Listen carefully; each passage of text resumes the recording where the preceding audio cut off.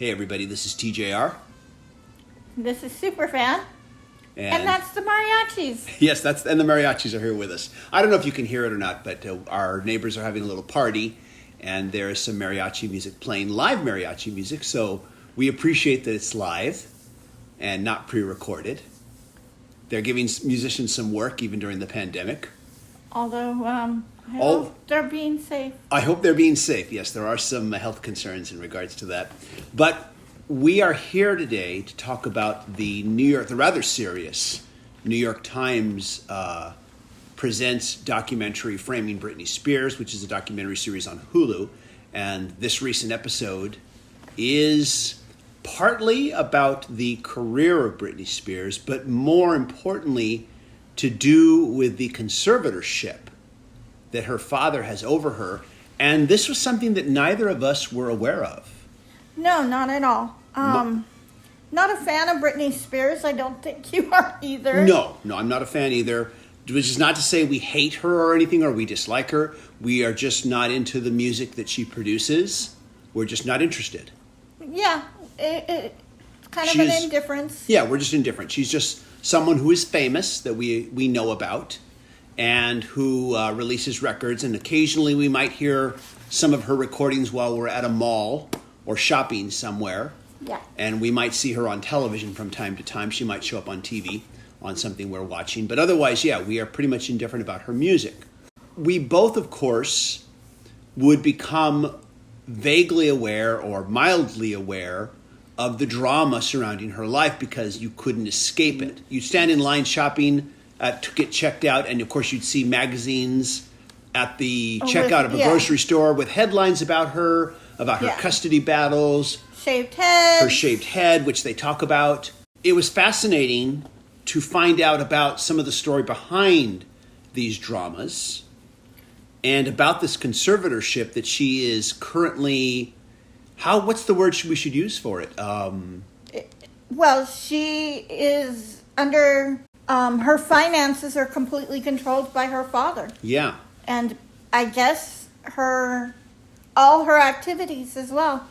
And this was something that kind of went on behind the scenes that I think a lot of people didn't know about. And a conservatorship, in case you're not aware, you haven't seen the documentary yet, generally speaking, this is something that is done for elderly individuals who are no longer deemed competent to be able to manage their own affairs or finances. Yes. Usually a family member is helping to take care of them. In this case, I guess it was done because she had some emotional difficulties. Yeah. And during going through her divorce, the custody battle for her children, which basically went on for public viewing. Yeah. We were, like I said, mildly aware of some of this stuff because we would see the tabloid headlines while we're waiting to check out at supermarkets. We weren't necessarily following all of this. But the documentary does go into some detail about how the media kind of just focused on the, I guess, train wreck? Well, is that the right word? Yeah. Kind of the train wreck that was going on with her life. I think that the media instigated a good portion of it. Yeah, the media. The documentary does point out how the media starts to help add to the train wreck. Yeah. Add to the drama for the sake of money, basically. Because it sells magazines. Yeah, pictures. Sells advertisements. The paparazzi were making $1 million off of one picture. Yeah, getting ratings for TV shows. So it kind of how it feeds into it. There's a great quote by Jim Carrey, the actor-comedian Jim Carrey, where he said, I wish everybody could have a turn being rich and famous for a little while so that they can see it's not the answer. As I watched this documentary, one of my thoughts was after it was over was, I'm really glad I'm not ultra famous. Yeah. And I'm a musician. And of course, the thing is you do want to get famous because that's how you sell music. Yeah. People don't buy your music if you're not famous, if they don't know about you. And I always at the time thought fame is good so that people know when you release new music and they can go buy it. Of course, this was back when people were buying CDs before streaming, but now so that they know you have new music so they can go check it out and stream it. I saw Fame as being good for that, but I'm really glad watching this documentary made me just glad that have never been ultra famous. Yeah. We do have a different world now where Yeah. you don't necessarily have to be hugely famous. You just have to have a loyal fan base that wants to buy your music. And it's been said now, if you have just a couple thousand loyal fans that will buy everything you put out, at retail price, you're probably going to be able to have a decent living. Yeah. Better if you have like 10,000 or 100,000 fans, which doesn't make you ultra famous. And so the world of music has changed in that respect. But we're talking worldwide, global famous, which is a totally different ballgame. Which, as the internet starts to grow and evolve, I think we might see less and less of the ultra famous, except for like the big giant corporate machine acts, like the K-pop acts. I think would be a good example. Yeah.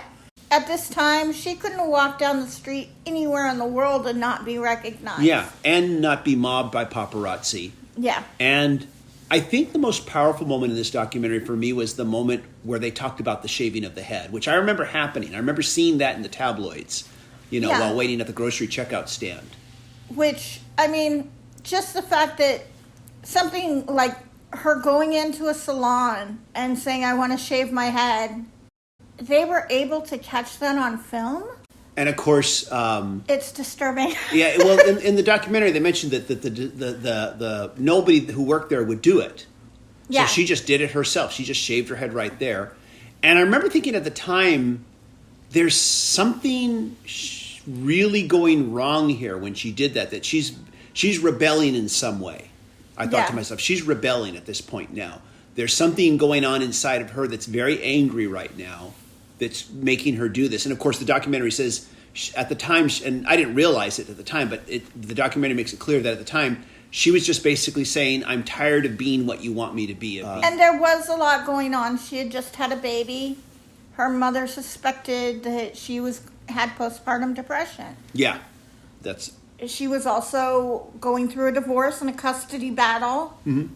All of that was going on at once, in addition to her being constantly, nonstop followed by paparazzi. Yeah, I think that would have an effect on anybody.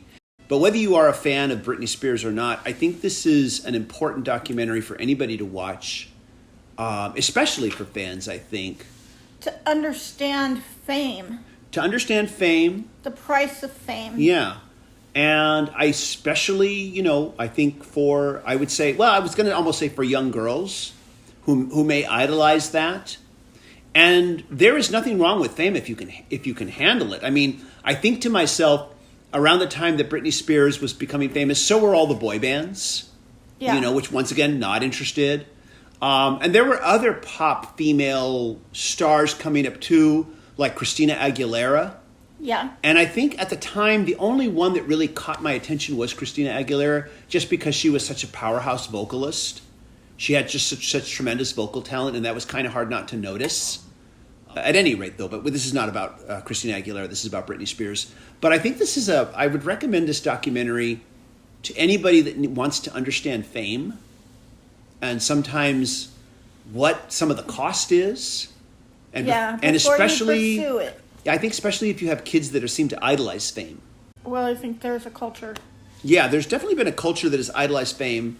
It's been going on for decades now. I know people idolized fame in the 70s, in the 80s, in the 90s. I think we maybe are starting to idolize it less. I've always said we really shouldn't be interested in the personal lives of celebrities. We should be interested in the work they create.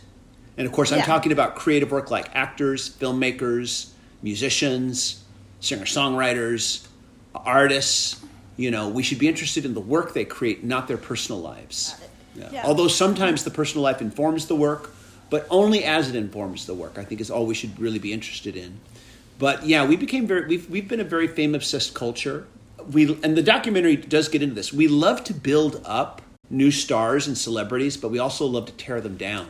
Instead of basically having empathy or sympathy for them, when they start to fall. Because let's face it, ridiculing Britney Spears, once things kind of got crazy for her, ridiculing her kind of became a sport. I remember there was a South Park episode about that, about how it just kind of became this kind of like let's all gang up, that pointed the finger at society. And Yeah, Lord of the Flies. was that the name of the episode? No. Oh, I'm just saying it's a Lord of the Flies situation where you've got a bunch of people trapped on an island and a bunch of kids, and they pick the weakest one and gang up. and gang up. Yeah, which is basically playground politics. That's But that's kind of what we revert to sometimes when it comes to That's what- celebrities. And that's what this was. yeah, you're right. This is exactly what this was. And I never thought I'd say this. I feel really bad for her. She had a horrible, and apparently is still having a horrible time. Yeah, apparently so. Apparently so. Anyways, we don't want to give away too much more. Watch the documentary. Yeah, it's on Hulu. Let us know what you think. Leave a comment. As always, if you like the videos we do here, be sure to click like, click subscribe, smash that bell notification icon so you can know when new videos get released. Everybody, thanks for watching. Bye. Bye, everybody.